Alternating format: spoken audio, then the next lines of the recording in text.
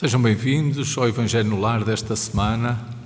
Desejamos a todos votos de muita paz e vamos preparar-nos para, em família, nos debruçarmos sobre os ensinamentos de Jesus e podermos também nós próprios beneficiar deste momento, da espiritualidade amiga que também se fará presente para prepararmos a nossa casa e a nossa tela mental.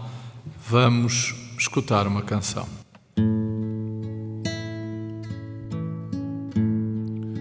Perdida no mar da vida,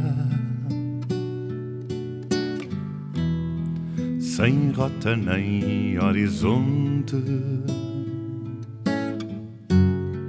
porfia alma querida,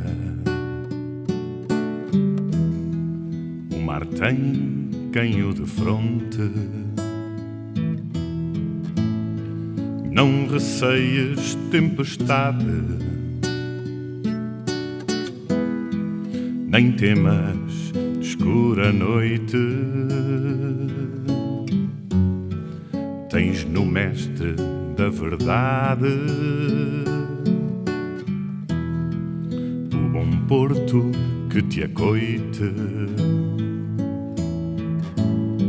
Segue a barca que além voga, deixando um rasto de luz. Neste mar ninguém se afoga, o timoneiro é Jesus. Com ele até no mar alto, prateado pelo luar,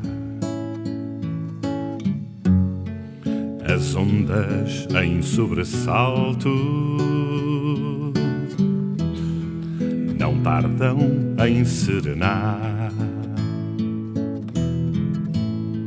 Confia e segue lutando, vence enfim a tempestade. A praia que vens buscando tem nome serenidade. Segue a barca que além voga, deixando um rasto de luz. Neste mar ninguém se afoga, o timoneiro é Jesus. Segue a barca que além voga, deixando um rasto de luz. Neste mar ninguém se afoga, o timoneiro é Jesus.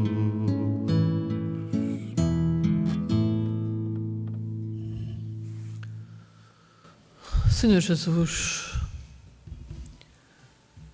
te agradecemos por podermos estar reunidos em família,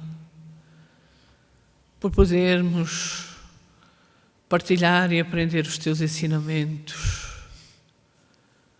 E te pedimos, Senhor, que entres em nossos lares, que possas tocar os nossos corações, por forma a conseguirmos colocar em prática tudo aquilo que nos ensinastes,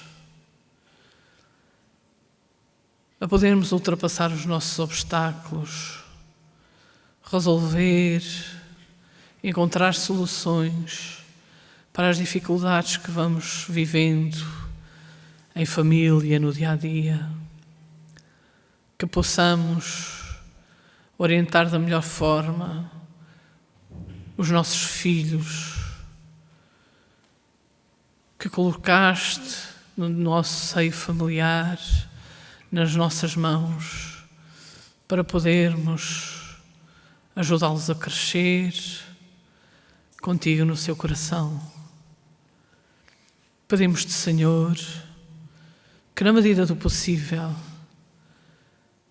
os nossos familiares que já partiram possam estar connosco hoje, partilhando essas vibrações de amor, aprendendo em conjunto.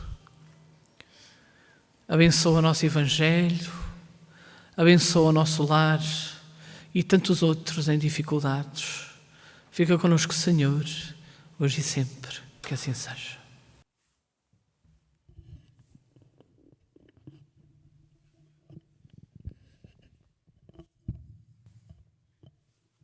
Do Evangelho segundo o Espiritismo, capítulo 12, Amai os vossos inimigos, itens 15 e 16.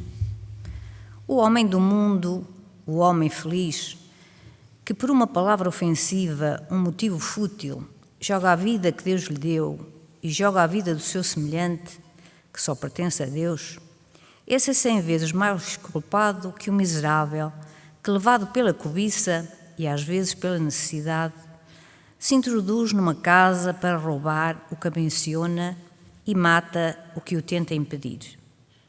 Este último é, quase sempre, um homem sem educação, com imperfeitas noções do bem e do mal, enquanto o duelista pertence geralmente à classe mais esclarecida. Um mata brutalmente, o outro, com método e cortesia, o que faz a sociedade desculpá-lo. Acrescento mesmo que o duelista é infinitamente mais culpado que o infeliz que, cedendo a um sentimento de vingança, mata no momento de desespero. O duelista não tem por desculpa o arrastamento da paixão, porque entre o insulto e a reparação tem sempre tempo de refletir. Ele age, pois, fria e premeditadamente. Tudo é calculado e estudado para matar com segurança o seu adversário. É verdade que expõe também a sua vida, e é isso que justifica o duelo aos olhos do mundo, porque o considera como um ato de coragem e desapego à vida. Mas haverá verdadeira coragem quando se está seguro de si mesmo? O duelo, vestígio de tempos de barbárie, quando o direito do mais forte fazia lei, desaparecerá com uma apreciação mais sã do verdadeiro ponto de honra, à medida que o homem adquirir uma fé mais viva na vida futura. Santo Agostinho, Bordeus, 1861. Os duelos tornam-se cada vez mais raros e se ainda vemos, de quando em vez, exemplos dolorosos, o seu número não pode ser comparado ao de outrora. Um homem não saía de casa antigamente sem prever um encontro, tomando sempre as precauções necessárias. Um sinal característico dos costumes do tempo e dos povos era o uso do porte habitual, ostensivo ou disfarçado, de armas ofensivas e defensivas. A abolição deste uso revela o abrandamento dos costumes e é curioso seguir-se a sua graduação desde a época em que os cavaleiros só saíam com armaduras de ferro e lança em punho até o simples uso da espada, que depois se tornou mais no ornamento, num acessório do uniforme, do que numa arma agressiva. Outro sinal do abrandamento dos costumes é que, antigamente, os combates pessoais davam-se em plena rua, diante da multidão, que se afastava para deixar livre o campo, e hoje se ocultam. A morte de um homem é hoje um acontecimento que provoca comoção. Antigamente, não se lhe dava atenção. O Espiritismo extinguirá esses derradeiros vestígios da barbárie ao inculcar nos homens o espírito da caridade e da fraternidade.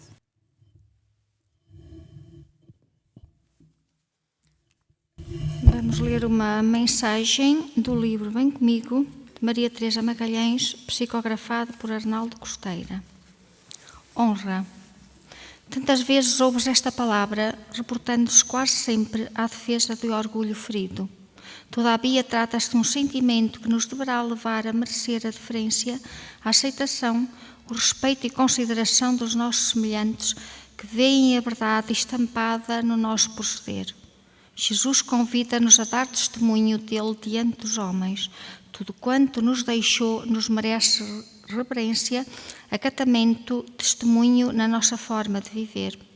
Toma Jesus como exemplo de honra, que não fugiu perante a insídia, a torpe acusação e a injustiça dos homens, face ao amor, ao consolo, à esperança que semeou à sua volta e para com todos, e Ele dará testemunho de ti diante de Deus, nosso Pai.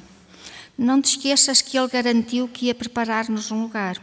Não é uma questão de honra, é a verdade que nos prometeu para nos libertarmos, assim demos testemunho dele. Confia nele e vence as tuas fraquezas.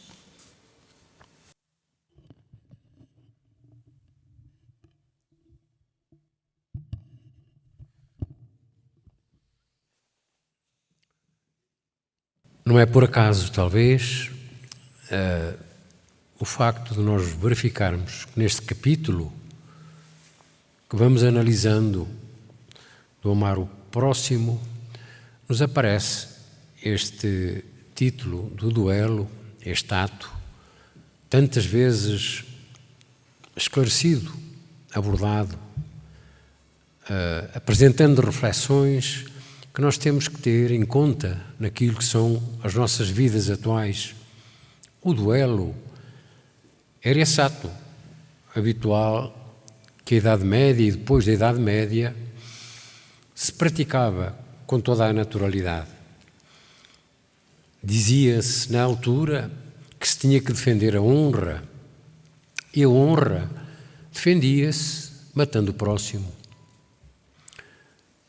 É um exemplo dos tempos que passaram, é um exemplo que entretanto foi desaparecendo ao longo do tempo.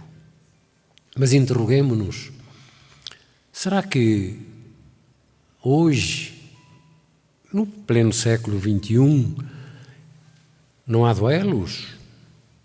Não há permanentes duelos entre nós, nos nossos lares, na nossa família, na sociedade em geral? Por que então o apresentar permanentemente essas situações tão difíceis de entender, que homens, irmãos, vizinhos se degladiam, se mostram de uma forma arrogante e absurda, bárbara às vezes, contra o próximo, contra o seu irmão que vive ali ao lado, por razões que não têm explicações. Porquê? Está longe ainda, sabemos nós, podermos entender devidamente as leis de Deus, as leis do Pai, aquelas que Jesus trouxe, que exemplificou, que demonstrou. Quando nos disse, na pergunta que lhe foi feita, quantas vezes, mestre, devo perdoar a meu irmão? 7 vezes? E ele disse, com toda a calma, não te digo 7 vezes, mas 70 vezes, 7 vezes. Isto é, sempre. Esquecemos estas mensagens, porque, inclusivamente, ainda não entendemos que somos espíritos, hoje, imantados, com a oportunidade de estarmos no corpo, para conhecer melhor aquilo que foi a grande mensagem do Mestre. Essa mensagem que, passados estes milénios, muitos de nós ainda continuam a não entender. É tempo de abrirmos um pouco os olhos, colocarmos de facto de lado, uma vez por todas, os duelos e darmos atenção àquilo que é o mais importante na vida, que é imortal. É imortal, ninguém morre. Partimos um dia, largando este corpo, para a pátria que nos é a origem, de onde somos todos originados. E para que entendamos isso, temos que perceber que temos que subir de degraus, os degraus da irmandade, da solidariedade, da fraternidade, do amor ao próximo, da convivência, do companheirismo, da benevolência, dessas virtudes que o Cristo nos exemplificou e que ainda não conseguimos interiorizar. Vai sendo tempo para que de uma vez por todas saibamos passar a mensagem nas famílias, nos lares onde estamos, dizendo que a vida é essa força que nos leva sempre em frente e que seremos menos ou mais felizes de acordo com os duelos que vamos travando. Que a paz do Senhor entre em nossas casas e em nossos corações, que de uma vez por todas entendamos a mensagem e o sigamos sem mais demoras.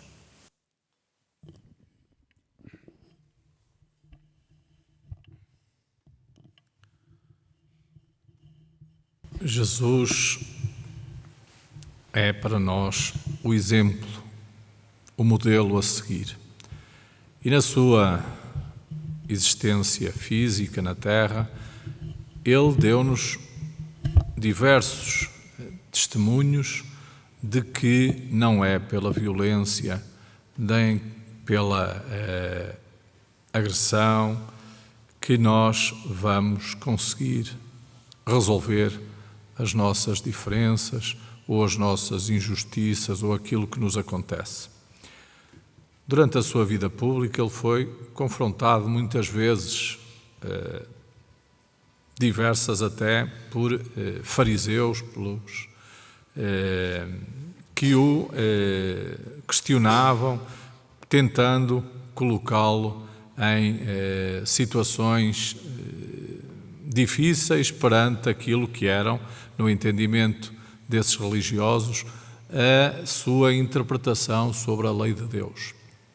E Jesus nunca deixou de esclarecer, de dar uma resposta, de prestar um ensinamento. Quando ele sabe que está próximo o momento do seu testemunho em termos de sacrifício físico e reúne os apóstolos durante a última ceia, ele faz naturalmente revelações de quem sabe precisamente aquilo que estava previsto, predestinado. Alerta Pedro, fala sobre aquele que o vai trair e saberia perfeitamente que iria ser preso nessa noite, que iria ser julgado por atos que iriam ser falsos, que iriam ser injustos, que iriam, ao fim e ao cabo, ser calúnias quanto àquilo que foram as suas intenções e aquilo que foi a sua vida. E, no entanto, não incitou à rebelião, à revolta, ao confronto. Não. O que é que ele fez? Retirou-se em oração, preparou-se para aceitar aquilo que estava previsto e mesmo em todas as situações que nós observamos nesses episódios, nós vemos que o ensinamento é sempre um ensinamento contra a agressão, contra a violência. Quando ele é preso no Monte das Oliveiras e Pedro puxa da espada e corta a orelha a um dos elementos ali presentes, o ensinamento qual foi? Quem pela espada ferir, pela espada será ferido. No sentido de dizer que quem escolhe a violência, a agressão, irá receber de volta a mesma violência, a mesma agressão. Então, quando nós analisamos esta questão do duelo, que já temos vindo a tratar há algumas semanas, nós vemos que, muitas das vezes, a honra, o orgulho ferido, a dignidade, por assim dizer, era de alguma maneira resolvida pela violência, pelo confronto, provocando naturalmente a morte de um dos envolvidos. E nós vemos que quase sempre aquele que pediu o duelo ou solicitava o duelo era o mais bem preparado, porque saberia que, possivelmente, apesar de colocar a sua vida em risco, esse risco era calculado e, por certo, ele iria sair vitorioso. O problema é que o duelo não é só apenas esta questão que leva à morte física do corpo. Na maior parte das vezes e em muitas atitudes, o ser humano continua a praticar diversos duelos. Nós vemos na nossa sociedade, nós vemos nos meios de comunicação, nós vemos constantes duelos, situações de julgamentos públicos, de calúnias, de agressões, e desconhecemos aquilo que Jesus também ele nos ensinou, que é o reconciliarmos com os nossos irmãos enquanto caminhamos a seu lado. Porque a morte do corpo não é o fim, não é o términus de tudo. A vida continua no plano espiritual e aqueles que hoje se guerreiam no corpo físico continuam a guerrear-se no mundo espiritual. E continuam a guerrear-se muitas das vezes durante várias existências, vários séculos.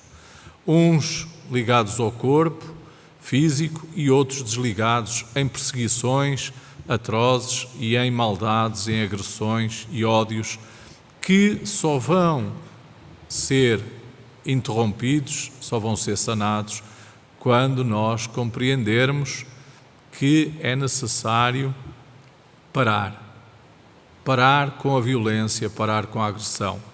Que enquanto continuarmos no caminho do ódio e da agressão, só vamos receber ódio e agressão. Então estas leituras e o exemplo de Jesus, os seus ensinamentos, devem levar-nos a refletir sobre, na nossa conduta, no nosso dia-a-dia, na nossa vida, quantos duelos nós ainda travamos. Nós vemos duelos por causa do futebol, nós vemos duelos por causa da política e depois vemos duelos por situações, muitas das vezes, mais particulares, mais íntimas entre os seres humanos, onde as agressões verbais e físicas continuam. E depois não podemos ficar surpreendidos que o mundo viva estes momentos difíceis, com guerras, com intolerâncias, com violências, com atos que não dignificam o ser humano, que é um ser racional, inteligente e que, portanto, devia perceber que é pelo diálogo, que é pela fraternidade, que é conversando que nós nos vamos entendendo e vamos resolvendo as nossas diferenças.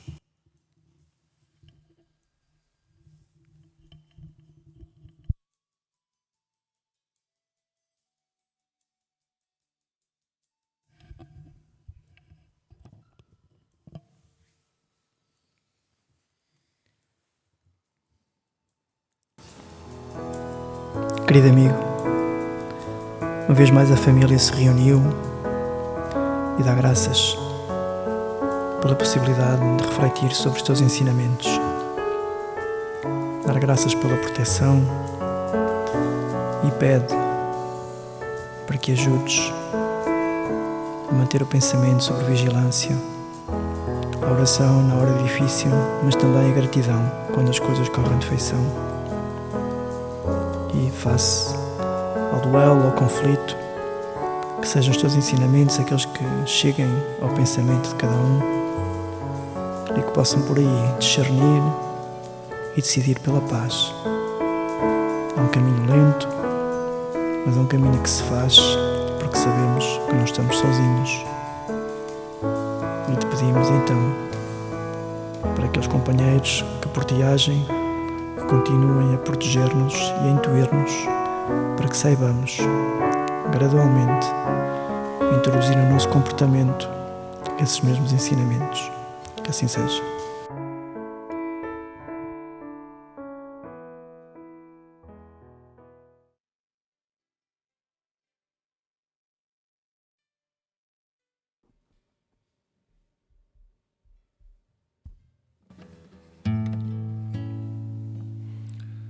Quando a vida é sofrimento e nos falta o alento, só Jesus.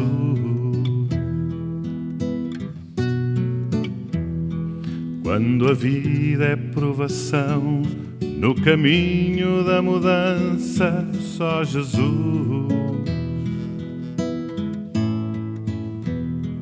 Ele é o nosso guia, que nos traz o seu amor, consolação.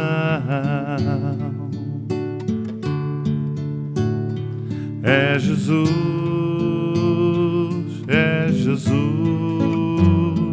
nosso irmão.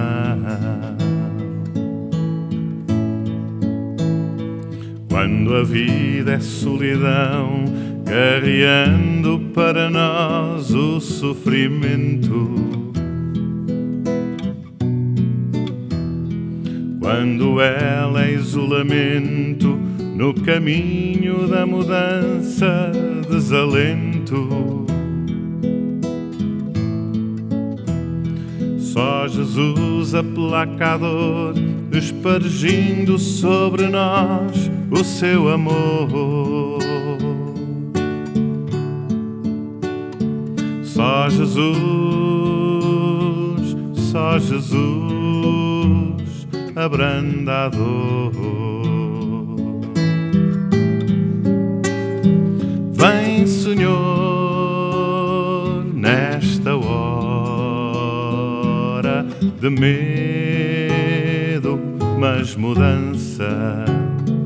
Vem, Jesus, volta para ser a nossa esperança.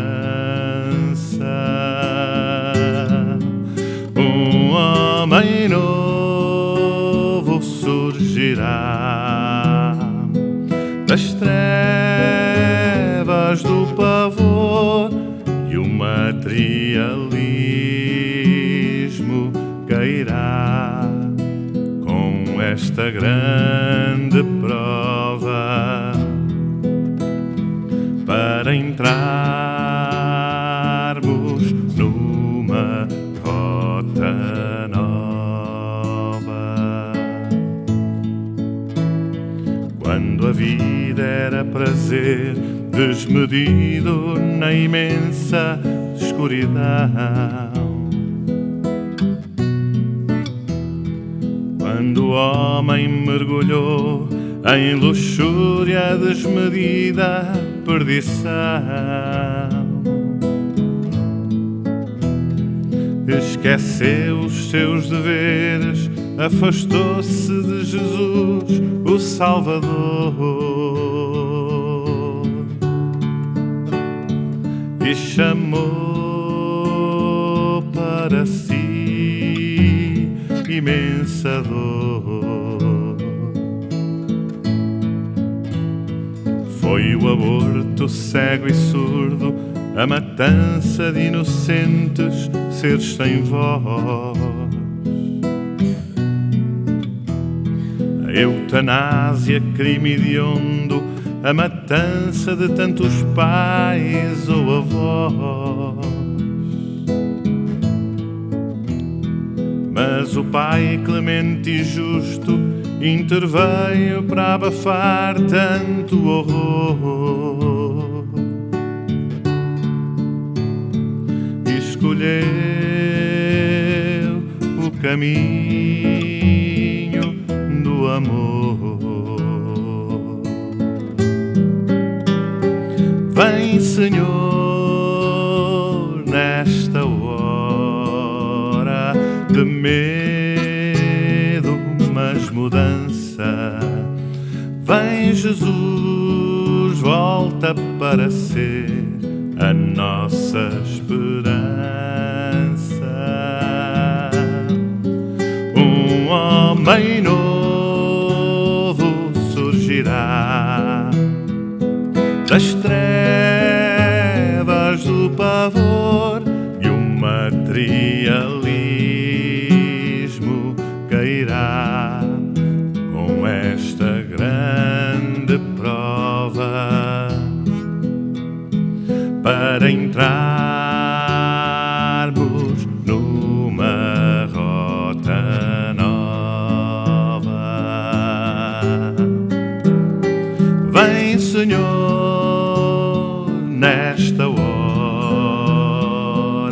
de medo, mas mudança. Vem Jesus, volta para ser a nossa esperança. Um homem novo surgirá das trevas do pavor, e o materialismo cairá com esta grande prova para entrarmos numa rota nova, para entrarmos numa rota nova.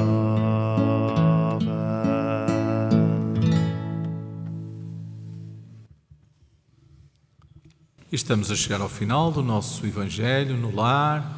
É a altura agora de bebermos a água que colocámos no início da nossa reunião e que a espiritualidade amiga magnetizou para nosso benefício. Aproveitemos estes momentos de serenidade, de harmonia no nosso lar para continuarmos em família, conversando e tratando dos assuntos que são necessários e urgentes. Lembramos que estaremos de volta amanhã pelas 20h30 com mais uma transmissão pública na nossa associação e que na sexta-feira, também no mesmo horário, teremos mais uma palestra. Lembramos que os textos que são utilizados para a realização do nosso Evangelho no Lar são publicados no Jornal Espírita e que, portanto, se quiser aceder a esses textos e acompanhá-los no seu próprio lar, poderá fazê-lo através de subscrição da assinatura do jornal, enviando-nos um e-mail para jornalespírita@gmail.com. Desejamos a todos um bom resto de dia, de noite, consoante a hora e o local onde nos acompanham, desejando a todos votos de muita paz e que Jesus os abençoe.